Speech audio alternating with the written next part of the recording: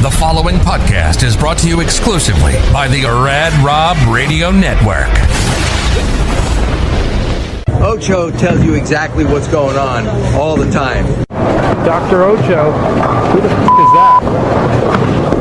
This is PBA champion Kyle Troop. Hey y'all, Jacob Electric here. Hey guys, Chuck Ritchie here, formerly of Bowl TV. Hey guys, this is Ryan Schaefer of track staff at Valley Bowling Center in Waverly, New York. And you're listening to Straight Up 5. Yo, the boys from Straight Up 5, Rad Rob, Dr Ocho, and of course, our good friend Mike Val. Doesn't have the best hair in the world. I do. Sorry, bud, but you know the deal. Pick it out. Fear the fro, baby. Welcome to Straight Up 5. A hard-hitting, in-depth, cutting-edge look into the world of bowling. This podcast will not only cover all things bowling, but will also give you a raw look into real-life issues. So without further ado, let's introduce you to the hosts of the show. Rad Rob, Rob Francois. Rad Rob, Rob Francois. Dr. Ocho. Dr. Ocho. And our special guest co-host, Mike Val.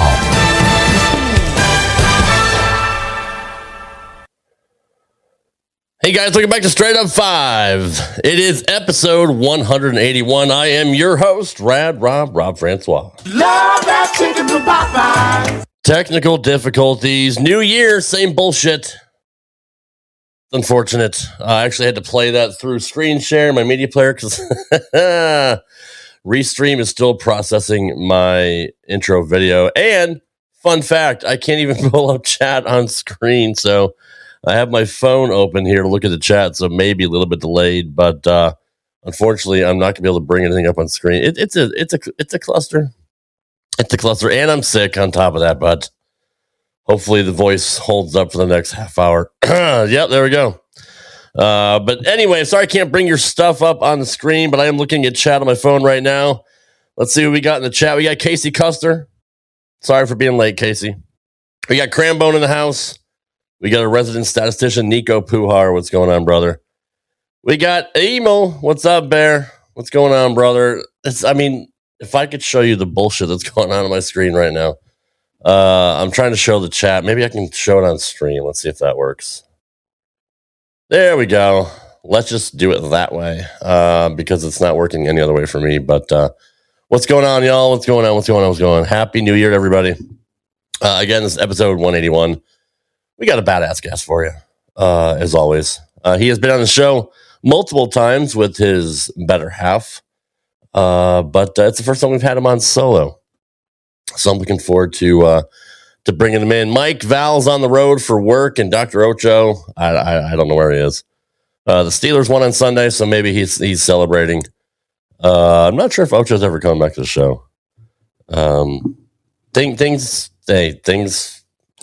they be what they be, but I'm the main constant here always. So as long as everything holds up, I'm here to entertain y'all. But let's bring in a very special guest. He is a multi-time PBA Regional Tour winner.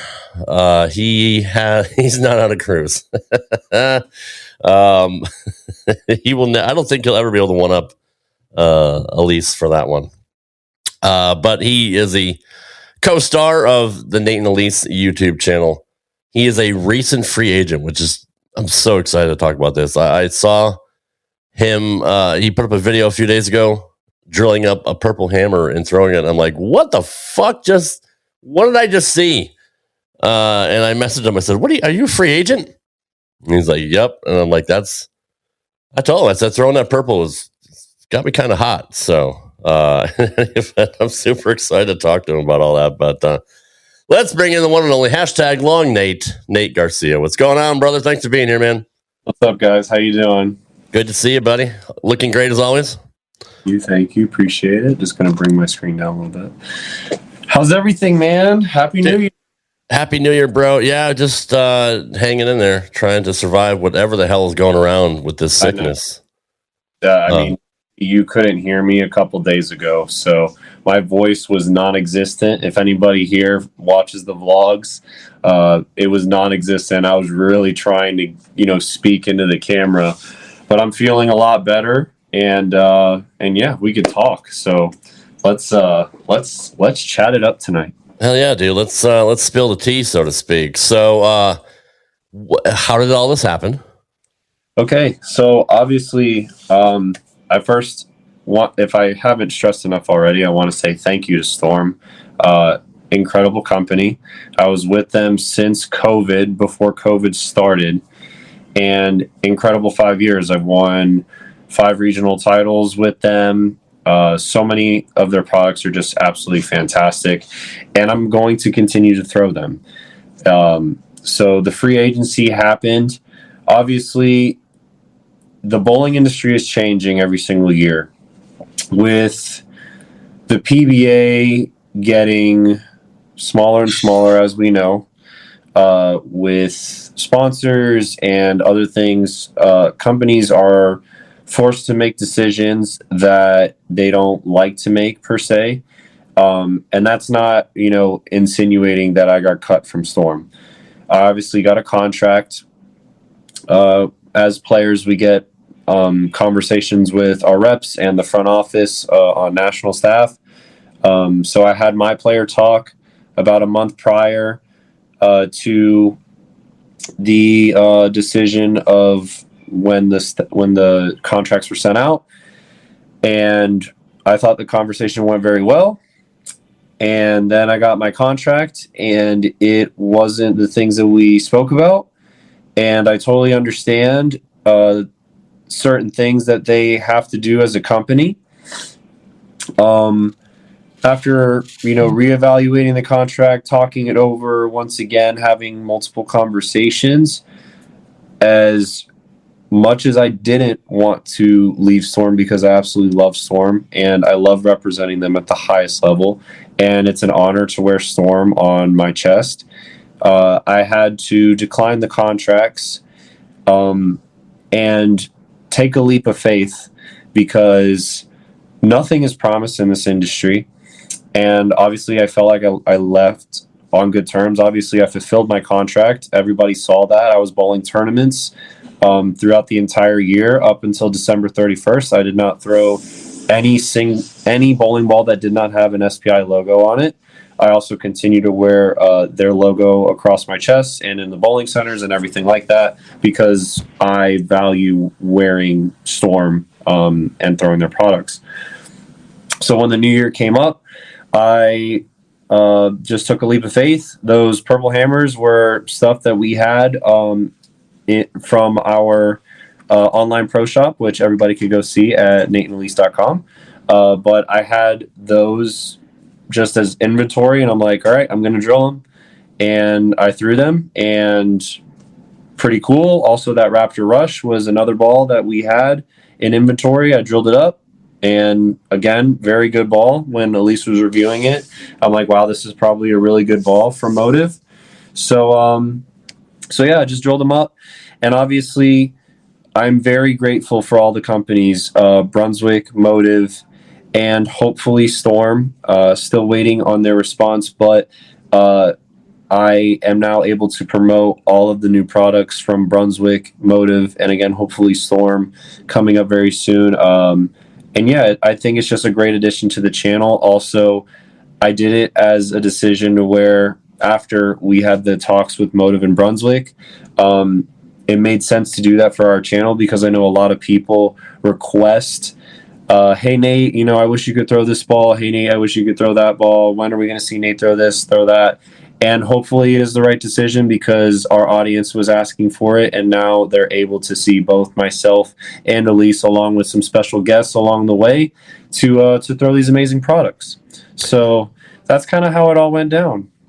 I'm really excited for you. When Elise made that decision a couple years ago to be a free agent, she seemed to enjoy it. Did you ask her, obviously, for any input, before you made the decision? Obviously, sorry about that. Obviously, we are a team, and I think we're one of the best teams in life in general, and on for sure. And I had several conversations with her. I said, like, what do you think the best decision is? Like, for me personally, and then, we obviously have our amazing fans on YouTube, and we had to take it into account. Obviously, it's not that we want to please people, but what is the best decision for the both of us?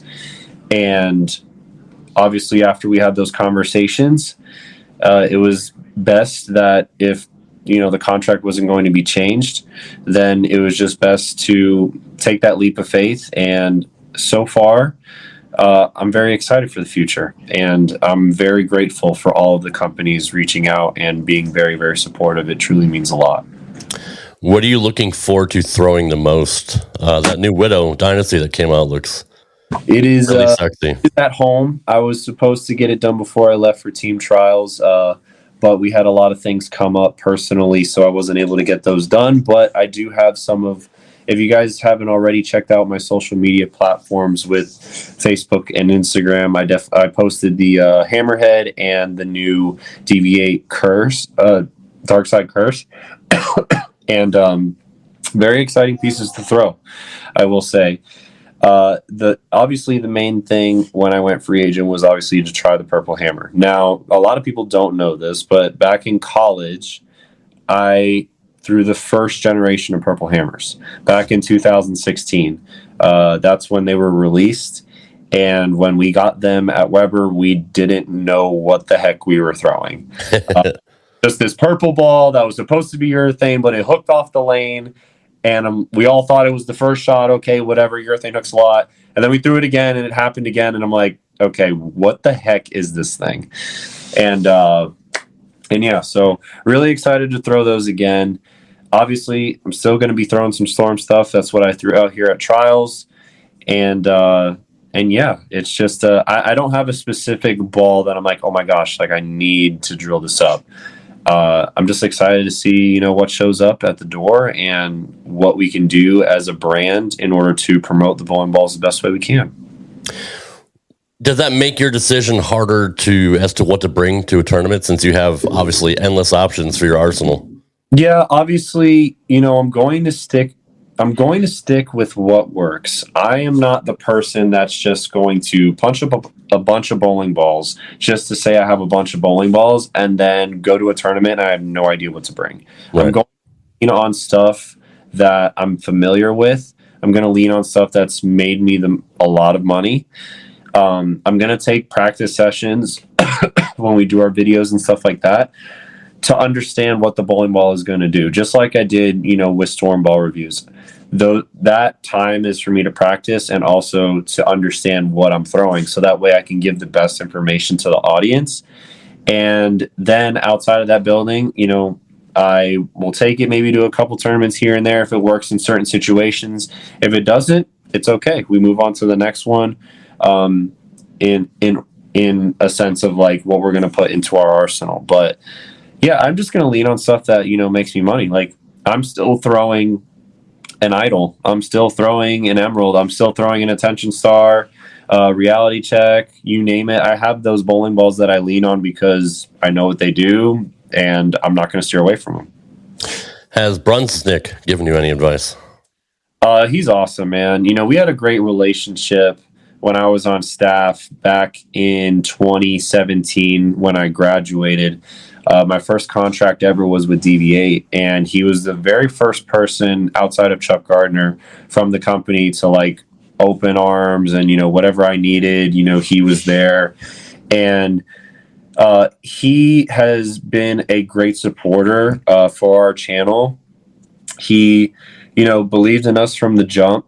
And obviously, Elise was the first one to do it.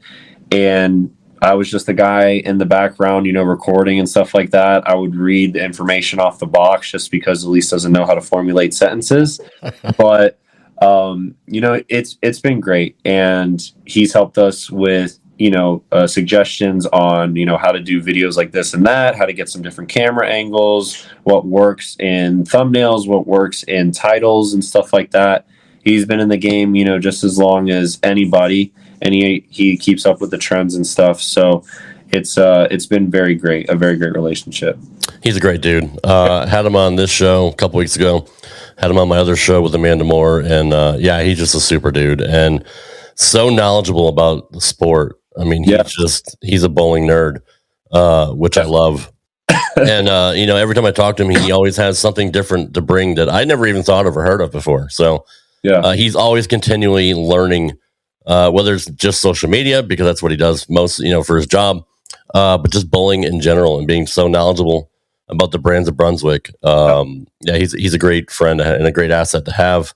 That being said, how was your 2025? My 2025 was, I can't complain really. You know, there's some personal things that happened I won't, you know, get into, but overall, I am at peace. I thought that 2025 was a big year for learning, even though we had like so many great things happen. You know, to start off the year, I finished second at a regional to one of my great friends, CJ Petrin.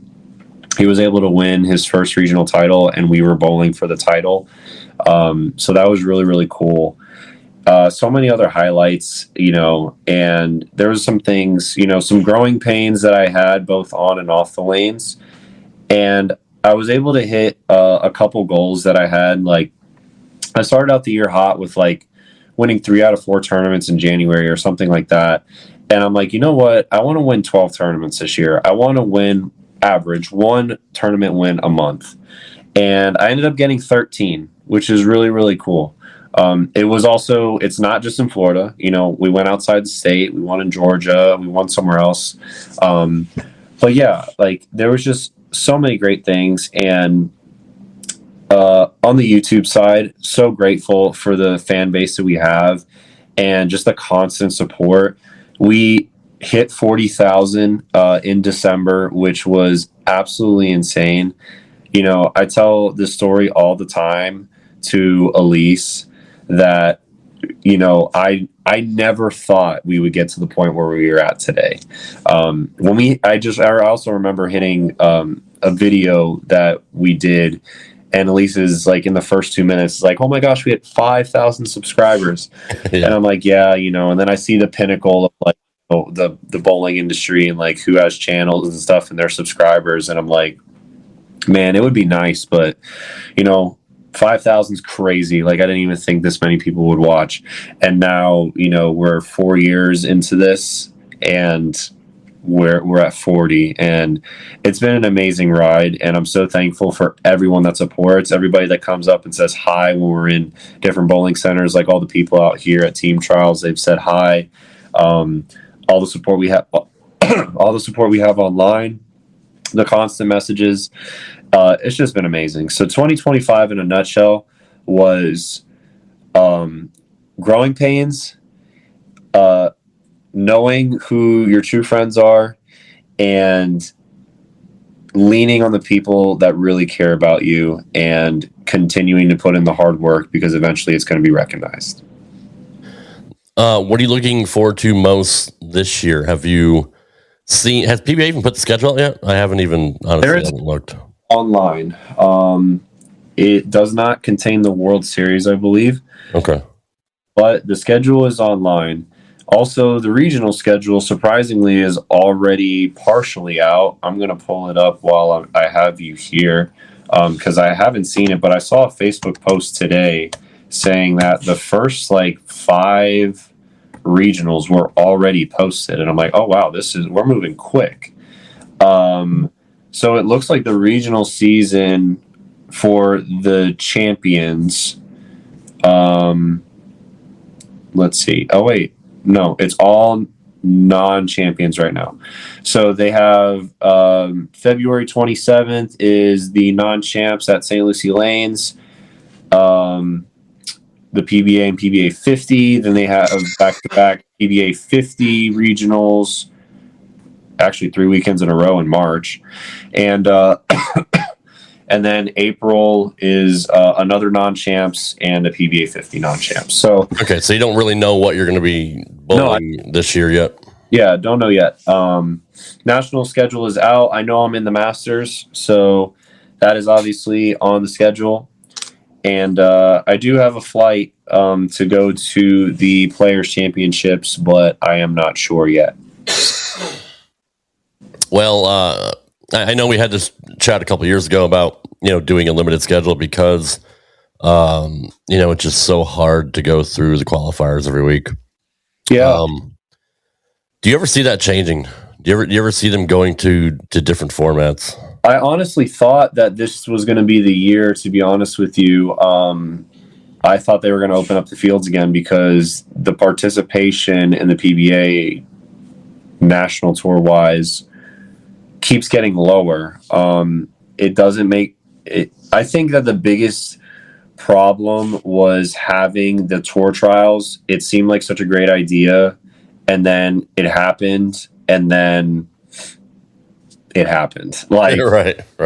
Happened, and everyone saw what it was, and then we're like, where's all this money going and stuff like that. And then there was like 100+ people trying out for 10 spots, and it's just like, man. And then obviously, the PTQs, they do have some popularity in the sense of like people going out chasing it, but it's getting old. And having the conversations with all the PTQ guys, and I'm not saying everyone deserves to have an entry into the main event of a PBA stop, but I feel like if you're a regional champion or a multi-regional champion, you should be allowed to compete in the main field.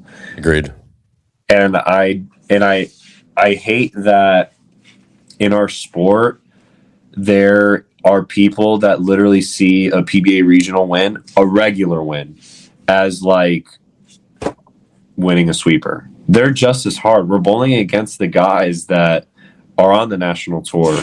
It may not be all of them at once, but every single region, there's at least a couple national guys that are bowling in the regionals, and you have to get through them in order to win. So I don't like that we downplay regionals, especially because the regional system, I feel like, funds the national tour. Like, right. There's so many people, especially in the South, we have like an average of 70 guys bowling every single time there's a regional in the South. Yep. And so, but that's just my take on it. I hate that there's PTQs, but it is what it is, and I'm sure that one day it's going to change, or unfortunately we may not see the PBA in the future, and that's so sad to say, but I grew up watching on Saturday morning or Sunday morning, whenever it was, watching Tommy Jones, Walter Ray, Norm Duke, the legends of our sport, Pete Weber, bowling in these amazing venues in this stadium, and where they were that week and all of that stuff. I'm like, I want to be like that. I want to go to Six Flags and bowl on the lanes outside or whatever. Right. And it's not like that. So yeah, it's unfortunate, and I know Tom Clark's trying to do his best to try to keep it afloat, and try to come up with new and innovative ways to get more people to the sport. But I do agree. I've always, to me, the PBA has always been kind of. I don't want to say the bar is too low, like anybody can get a PBA card, but I mean, honestly, if what is it, 210 is your average? I mean, 210, no. And then is it 200? I'm pretty sure it's 200. I can't remember. It is 200, right? And your tour is 190? Yeah. So it's 200. If you want the best in the world to show up, obviously you think you would raise the bar and make it something that you want to achieve. Like, I want to be one of the best of the best. I want to get my PBA card. Yeah. I've always thought the bar was way too low. Even with it being 200 or whatever it was, when because at the time too, like, non-members had to average over 200 or whatever it was. So my very first regional, like, I finally averaged over 200. I'm like at 205 or 210 or whatever it was, and I bowled my first regional. I have no clue what the heck's going on. I just know I bowled 8 games, and I was ecstatic that I went plus in an 8-game block. And then I don't even know where the heck I was in the standings. I didn't cash, but I'm like, wow, that was cool. And I got to bowl, with all of these pros. And my very first regional, Walter did kind of yell at me because I had no idea what the lane courtesy was or whatever the heck it was. But I don't freaking know. And it doesn't really bother me. If somebody just goes, I'm like, okay, I'm just going to step off on the approach. Whenever they're done, I'm just going to go. So, Right. That's funny. I mean, it's always a learning curve, especially when you're younger. Right. But being around as long as you have, you think by now there would have been some changes. Yeah. And look, the best of the best are still going to be on TV every week. There is a I don't want to say there's a large pool of talent because there is, but we're talking top level. EJ, Simo, Belmo, Kyle. Yeah. You don't have 50 guys that are that good that can get through every single week. So I do kind of understand why there's limits like the PTQ. And so many guys like Kim Wallaby, almost gave it up a couple years ago. It's just that hard. It's got to be discouraging because you're good. You have the ability to compete with everybody else. But it's just there's so many hoops that you have to go through for so little spots. It's just and there's not enough money in it in order to grind it out. Do it year after year after year in that position. There's so, I hate referring to it, but obviously these guys are great now. But when Simo, EJ, Kyle, those guys were growing up, and that era specifically, the younger middle generation, they didn't have to bowl PTQs. Yeah. I was on the tail end of that when they had extra frame stops. They were begging people to bowl. I'll never forget it. I bowled the stop in Delaware at Mid-County Lanes when it was an extra frame stop. I think there was 67 people on the national tour. 67 people at this extra frame stop, and they paid $10,000. And I got a check, but I got a check, but I'm now they were begging people to bowl. And, now with just how it's, I don't know. I hate to see it that way. And I think that it started to go, to PTQs because of the squad equity thing. But I'm not going to speak on anything negative, but I think there was several different things going on behind the scenes of squad to squad that made it significantly different one squad to the other. Because I never see an issue on the PBA Regional Tour when it comes to squad.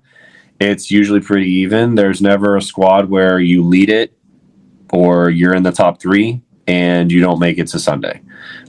Just doesn't happen like that. Yeah. So, I feel like there is a way, and obviously there are going to be a couple tournaments this year where there's 2 different squads. So it's all about how they spread everybody out and put people on each squad, versus having, the top 10 in points on one squad and then the other people on the next squad. There's going to be a difference, but there's a way to spread it out. I mean, there's so many good tournament directors out there, and you've bowled all kinds of different tournaments off of the tour. I don't see why, if you have a card, why you just can't pay your entry fee and bowl. Why put a cap to how many people can bowl in a tournament overall. But it should be first come, first serve. Whoever signs up within the time limit, there's a cutoff, and that's who you take for that particular week. I don't know why that's such a novel idea. It just seems like the easiest thing to do. I think that there should be obviously a requirement and some type of priority. Obviously, the top 75 in points, that's fine. That's what they're doing here. Top 75 in points, any multi-regional champion, and then open it up to everybody else.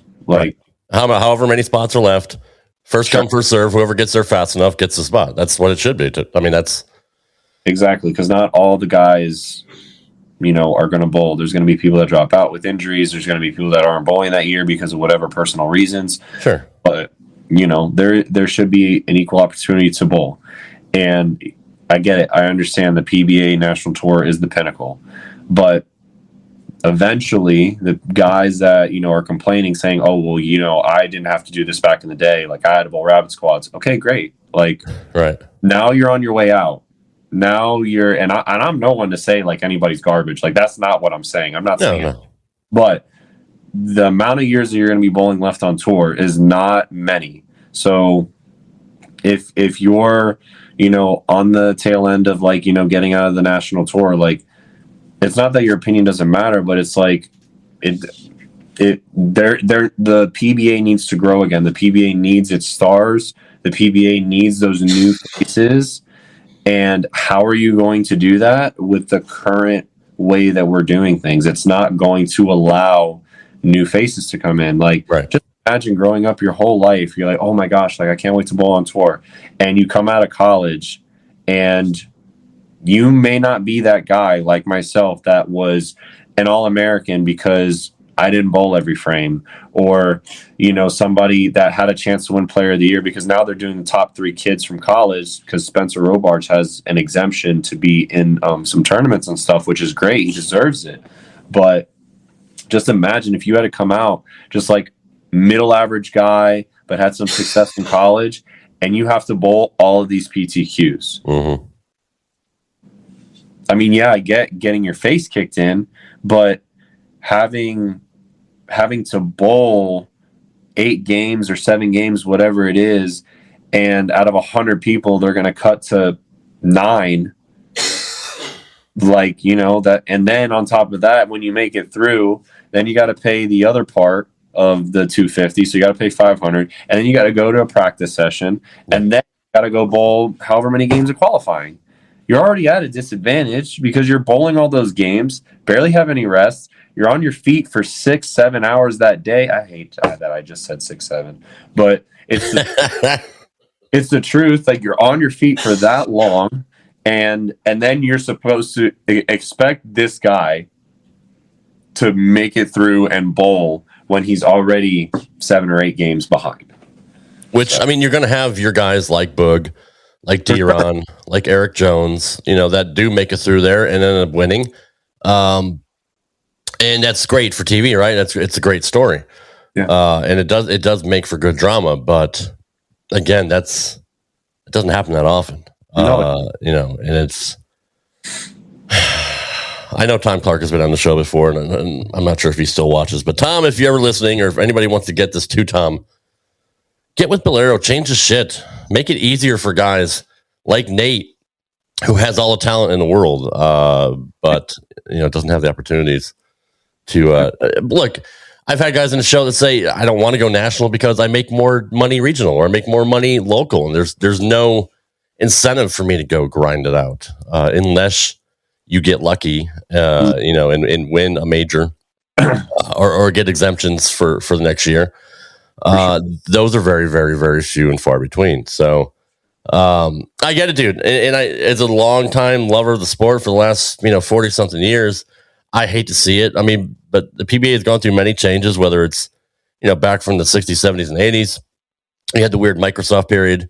You said you had the extra frame period. There was some very lean years when it comes to the PBA. And, having Fox, you think would have given them bigger exposure. But as we saw with programming, they're extending a meaningless fucking college basketball game to delay the start of a PBA tournament. Like, who gives a fuck? Or put it, you have 17 channels, put it on another fucking channel. Say, here, go here until this game's over, then come back. I feel bowling never took a priority with Fox. And we'll see what happens with the CW. People are excited about it, but again, I'll believe it when I see it. Yeah, we're just gonna have to wait and see. Obviously, I wish all the best, and we can't do anything about the past, but we can learn from it and go into the future with bigger and better ideas. So we'll see how CW works out. You've actually had a great time getting some sponsors too. You want to talk about the contracts you were able to get last year? As what you were referring to, I'm a little confused. I'm sorry. Did you not get some sponsors for or some contracts last year for promoting on social media and what? Yeah, did work with we worked with several different people. There's Timu wants to work with us again, so that's really exciting.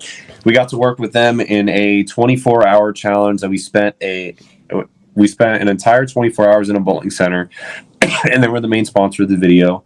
Also, that over there, I don't know if I'm below you or not, but Fat Boy Waffles right over there. We love Fat Boy. My guy Eric, he's awesome. Yes. We haven't done one in a while, but we're going to do a collab hopefully soon. So Eric, if you are watching, I'm very excited for our next collab. But we've worked together. He's great. His waffles are great. Yes, they are. Great job. I will be doing a waffle here in about 16 minutes. So anyway, come over to YouTube and check out our Waffle Wednesday. That's what we do on Wednesdays. But also DH Lab. We're in the works of something big this year, but they have been a great partner of the channel. Their chamois are fantastic. We've had a lot of great things come out working with DH Lab, so they are awesome. And if you want to check them out, the link is in any of our videos towards the bottom. They are fantastic. So a lot of great people that we worked with, personal sponsors this coming year. Turbo obviously has been amazing. This is going to be year number 2 with them. So absolutely loving the Turbo products. And yeah, so I'm just very thankful for all the companies that we worked with and the companies that are sticking by us through thick and thin and believe in our vision. So your wife gets a lot of, let's say, a lot of idiots on her social media commenting. I call it the way it is. There's some stupid fucking people out there. And I like the fact that she'll screenshot it and post some of the stupid shit that they say online and then roast them. Yeah. From your vantage point, being her husband, does any of that bother you? Do you want to like go back after those assholes? Absolutely not. There's some times where like I get on there just to like roast a little bit, but it is so funny. And you know what's crazy is that when she does screenshot or whatever, she has such amazing fans that they'll just tell the idiot to shut up and take care of the heavy lifting, which we're really appreciative as long as it doesn't get to a point where it's like serious. But you know, it's hilarious to me, and she's such a great sport about everything. And when she reads some of them to me, like we just both start laughing, and continue to comment because it drives engagements, right? It puts money in her pocket, so I appreciate it. Have you guys ever thought about putting a segment on the YouTube channel about just story time with Elise and just go through some of the comments and just respond to those fuckheads? Well, I think you just gave her an idea. Boom. There you go. I might make an appearance one day. I think it'd be entertaining. I think a lot of people would like to see that. I mean, just torch people. There's so many. And that'll improve your engagement because maybe more people want to comment and make the channel, like my imbecile of the week. Like just there's so many that we would probably have to like get somebody to just be like, hey, we'll slide you some money if you the best comments of the week, because there's about so. Oh, I can imagine. Yeah, I and look, it's like anything in life. You can scroll through any post on Facebook or whatever, and there's always going to be 1 or 2 or 10 or 12 of those assholes in the crowd. Yeah. But for the most part, both of you have a really, really good following. And that's just testament to your character and the quality stuff that you guys put out, because you're always being real, and real will recognize real. And I've always thought you guys were the most entertaining on YouTube, because there's not many bowling channels out there, and you always have to find a way to stand out and make yourself different. Especially with like ball reviews, because anybody can go out there and do a ball review and throw 15 strikes and say this is the greatest ball ever. Like, growing up, I always thought ball reviews were really cool. I would always watch. It was I think it was Buddies or bowlingball.com. It might have been this guy. I don't want to name drop, but his name is like Tony Rucco or something like that. Whoever ball videos he did, I'm pretty sure, like if you look at their most popular video, I don't know what it is, but I'm probably 10,000 views of that, because I thought it was the coolest thing. growing up, just seeing the ball go down the lane and like, oh, people like, people promote bowling balls. Like, that's so cool, whatever. But as I gotten older, when I watch these videos, I'm like, God, I could fall asleep to this. Like, It's just, okay, watch me throw this shot. 10, like, just strike. Yeah, this ball's really good. Maybe that one isn't. Like, because you show nothing but strikes, that doesn't mean, like, it's, whatever. And when we do our ball reviews, it's like, we don't want to just, hey, let's just put all the strikes in, and let's say it's a great ball. That's boring. So, like, we make it different. We challenge each other. We bring people on to, like, a match, or we do a challenge of 15. How many can we do out of 15 strikes, or, 2-game total, or we started doing, gamble our YouTube paychecks, where if we didn't hit a number, then one of our fans gets the money off of that video. Yeah. So just try to keep it interesting and engaging, for the people that are watching, which we're grateful for. If they do watch it, even for a second, thank you so much for stopping by. Like, we just want to deliver what's out, like, the best content out there. And what is the point of being fake? What is the point of being something different on camera than in person? Because you're going to run into that person eventually. And if they meet you and you're nothing like you are on camera, what's the point? You're putting up this false image, and then you're going to have people comment and go back and be like, well, you treated me like shit, and I thought you were, this really cool person online, and, and now you lost a fan because, you just put on a persona in front of the camera. I just try to keep it real. Like, even with our vlogs, like, you see the good and the bad. You see I'm throwing a little bit of a fit because I'm, like, throwing it bad, or, I didn't get the result I wanted, or I got a bad break. But you're also going to see the goofy side of me when I send a log and I want to pull my pants down because I'm just, like, that excited, or whatever, or yelling for my teammates when we're doing well. Like, that's just who I am. I like watching you get fired up at tournaments, when somebody strikes to win. Like, you're a great cheerleader too when it comes to that. Like, it seems to me like you like bowling team or doubles more than singles. Give me doubles, trios, 4-man, 5-man, any day of the week. Yeah. I love being a part of a team. That's why I wanted to go bowling college. Like, I love team bowling. It is nothing better. And it's also more rewarding, for me at least, that if I had anything to do with someone else's success, I feel way more happy than me bowling 300. Like, it's just so cool to help somebody in that aha moment happen, or, hey, let's make this move. Like, I think this can work for you. Like, if just most recently, the example of me and AJ bowling in Atlanta. It was the singles portion of the event. I led, but I got bounced the first round, and then I watched AJ the rest of the time, and he made it all the way through to the final four. We obviously had conversations, of like, hey, what ball should I throw, this, that, or whatever, and I was able to, like, say, yeah, this ball looks really good on this pair versus the other one, whatever, blah blah blah. And it came to an important part of the match where he had a chance to win if he threw the first strike in the 10th. And he 6-7-9'd, and his opponent 3-7'd. Wow. So the guy picks up the 3-7. So AJ needs to make the 6-7-9. And I talked to him and I'm like, hey, bro, like, you really have to, like, cut it thin on this. Like, you got to slow hook and you got to cut it thin. I don't know where exactly, like, you're lining up, but obviously you use the friction, slow it down, cut it in, and whatever. He makes it. The crowd goes bananas. Like, you can see it, the videos on our YouTube. Everybody went insane. I went out on the approach. I'm going crazy, yelling, whatever. And then the guy has to strike, and obviously he buried it, but AJ finished second. And he made that spare to have a chance if that guy missed. So yeah, it was really cool. I have so much fun, and just, like, so many team tournaments coming up. Like, I can't wait for the end of February. Like, we're going to have all the guys coming back down to Florida, bowling a big team tournament over 3 weekends. It's just going to be insane. And, just recently I got to bowl holiday doubles with Brandon Bone. And, dude, Brandon's a killer. That was my next question. Like, yeah, he's a bona fide stud, dude. I love that kid. The whole Bone family has been good friends. I've been good friends of theirs, and we just have great chemistry on the lanes.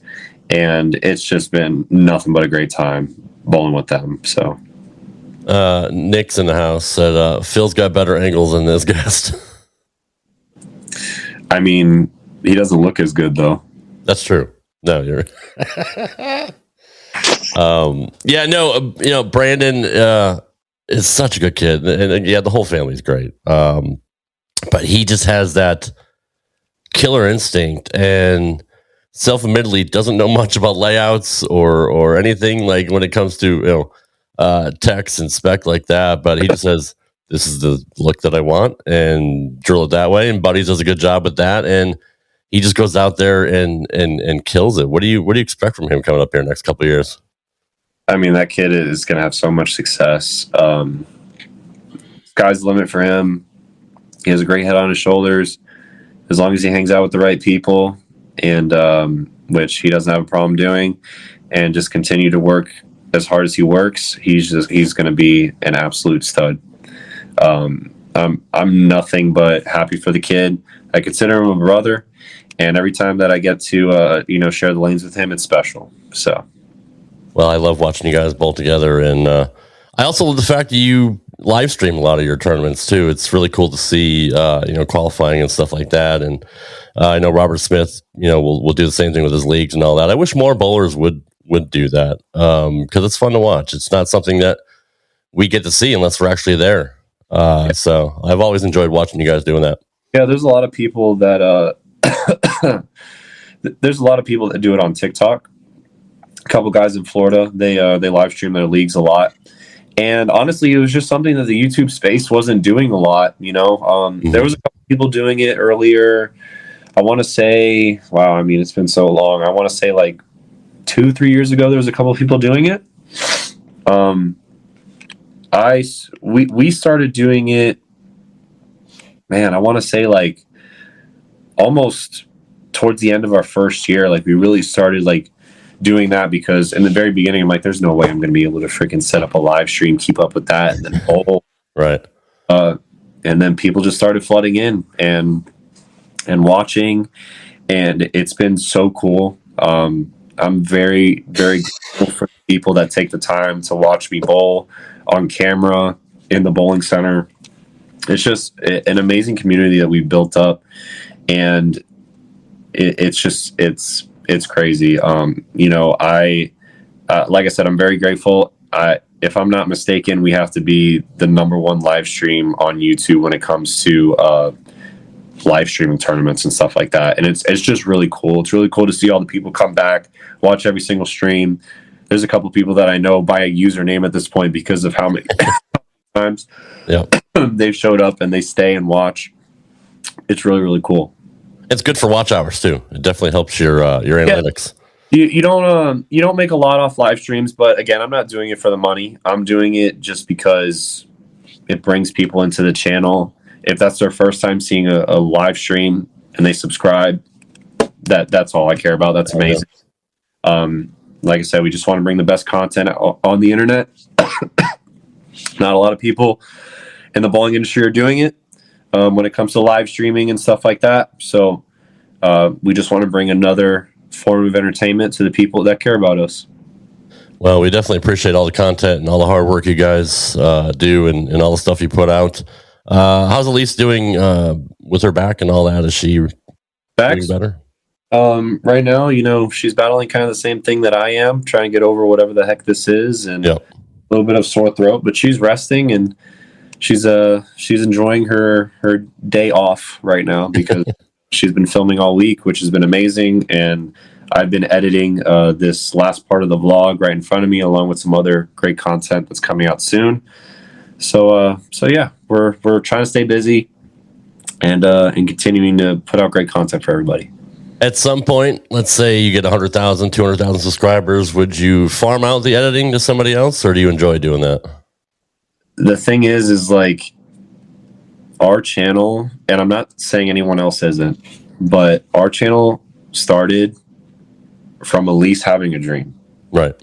She is the visionary behind this channel, and I will forever say, like, she's the main reason we are here today. I obviously have taken a big role in editing and doing live streams for tournaments and doing the vlogs and stuff like that. But it's authentic. It's from two people that started from the very beginning. And the minute that we give that up, I think it becomes unauthentic. It's somebody putting their spin on it. If it ever got to a point where maybe it's millions and millions and millions of, subscribers, and there's so many things that we need to build a team in order to keep up with everybody, so that way everybody has an equal interaction to us, maybe. But I don't see that happening, because we love what we do, and we want the same person that sees the videos, that when they see us, it's the same interaction. I love that, dude. I had a feeling you were going to say that. It was kind of a loaded question, but I do love that.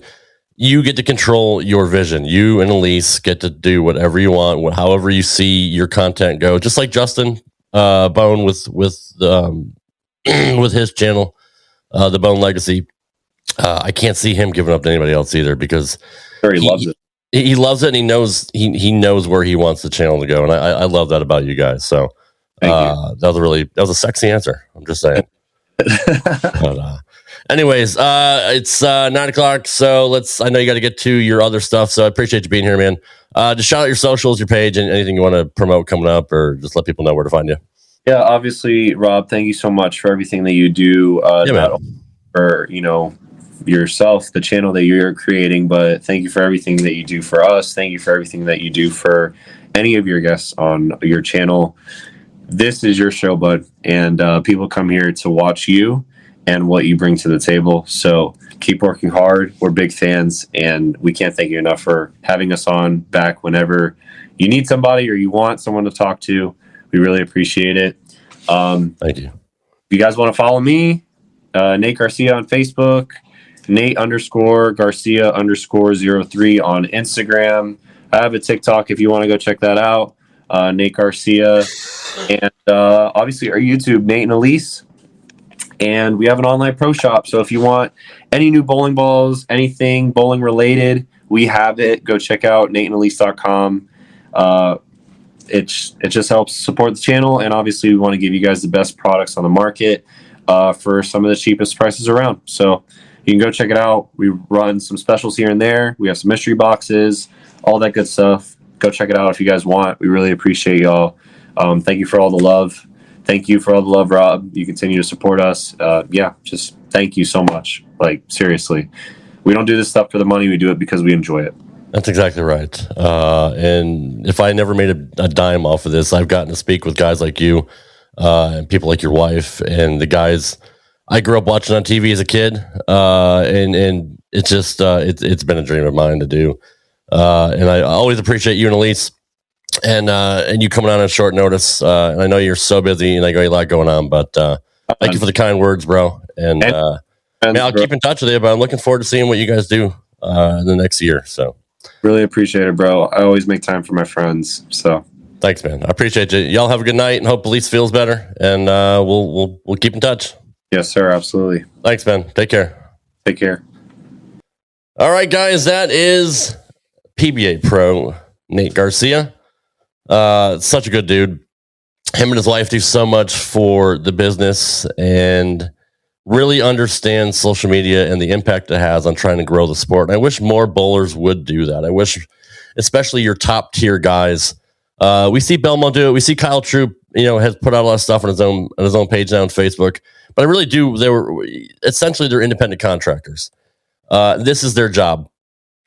They should do a better job of promoting the sport and trying to grow their brand. Especially with Instagram and TikTok. people love the doom scroll. And if you put out entertaining content in a 30, 45-second video, it would do wonders to kind of grow new eyes on the sport. It's a small niche market when it comes to other sports, but it's one of the most real. Like every bowler I've ever come into contact with, past, present, or future stars have always been salt of the earth, have always been super down to earth, the blue collar sport. It's always been that way. They've always been approachable, and that's one thing I love about bowling. Is it's pretty much the everyman sport. And, so many talented bowlers out there don't get the chance to make it on tour. Mike Lichtenstein was one of them. If Mike Lichtenstein ever decided to go pro, I have no doubt he would have been the greatest of all time. But there's bowlers that just like to bowl regionally or bowl locally. And again, in today's society of PBA and stuff like that, as we talked about earlier, there's just not enough money into it to grind it out and tour and go on tour until they change, some of the things that they do or restrictions. But in any event, great to have Nate on the show. I need to take care of my voice. I'm going to go get some tea and honey and hopefully kick whatever's going around.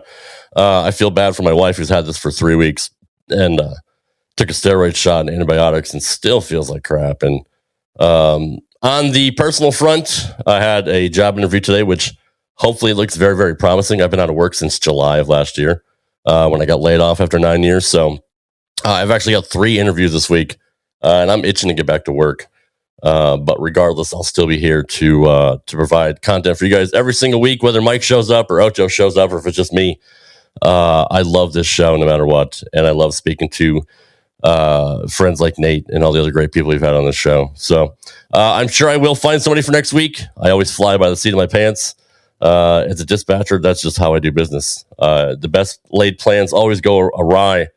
So I don't like to book people in advance because if something ever comes up and they cancel, I've already promoted it. So that's kind of why I go week to week. But in any event, I'm rambling now. Guys, appreciate your support. Thank you to everybody that hung out tonight. Technical difficulties in the beginning, not being able to get chat pulled up. I had to put it on the screen when I usually highlight your messages, but it's good to see everybody here, our regulars in the chat tonight. And we appreciate you. 2026, hopefully will be a banner year for myself and this show. And you never know what's going to happen. But thanks, guys. We appreciate you. We will see you next week. Take care, everybody. Thanks for listening to this edition of Straight Up 5. You can follow the show on Twitter at Straight Up 5 Pod. Follow Rad Rob at Rad Rob Gaming. And follow Dr. Ocho at the Dr. Ocho. Got a question? Send your questions to straightup5podcast@gmail.com. We'll see you next time for another edition of Straight Up 5. Right here on the Rad Rob Radio Network.